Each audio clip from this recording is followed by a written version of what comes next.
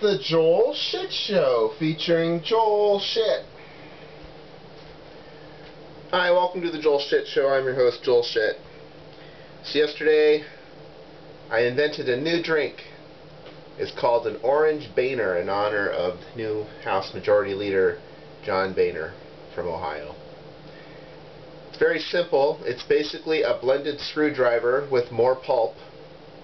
You take a blender and you put in about 20 ice cubes, and then you put 2 oranges in, peeled, duh, and then you take about 4 shots of vodka, and then you blend it, and then you pour it into 2 iced glasses, and then you take some of the orange rind and you go along the rim of the glass, and then you twist, and you can throw away or you can drop it in. That's your choice. Now, first question is, why don't you put sugar on the rim? Because the drink is supposed to taste sour. It's John Boehner. And as my girlfriend found out, if you have it right before bed, it'll give you heartburn, just like John Boehner. So, enjoy your Orange Boehner. That is your cooking tip for the day. And now on with the rest of the program, much less exciting. This is why 60 Minutes always puts the good interview last, because otherwise you switch over to football instead of watching the rest of 60 Minutes, as seen in its entirety. Yesterday I watched football.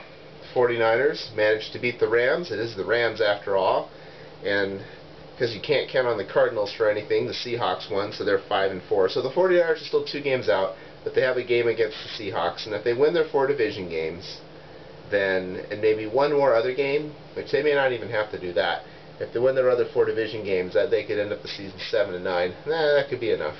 They'll be 5-1 in the division if they do that. But Troy Smith looked pretty good. Now teams are going to start making adjustments, and so how they handle that, we'll see. I mean, this new offensive coordinator, don't give him too much credit. I mean, the Rams do give up a lot of yards in the air. So the important thing is they won. Let's be happy that the 49ers won. And fuck the Rams. And more importantly, the Colts always find ways to screw with me. I had the Colts -7. They won by 6. This is why it's important to shop for lines. There wasn't a 6 available this week, but if there had been a 6 available this week, that would have been an example of when, if you can't get the best line, you don't bet the game.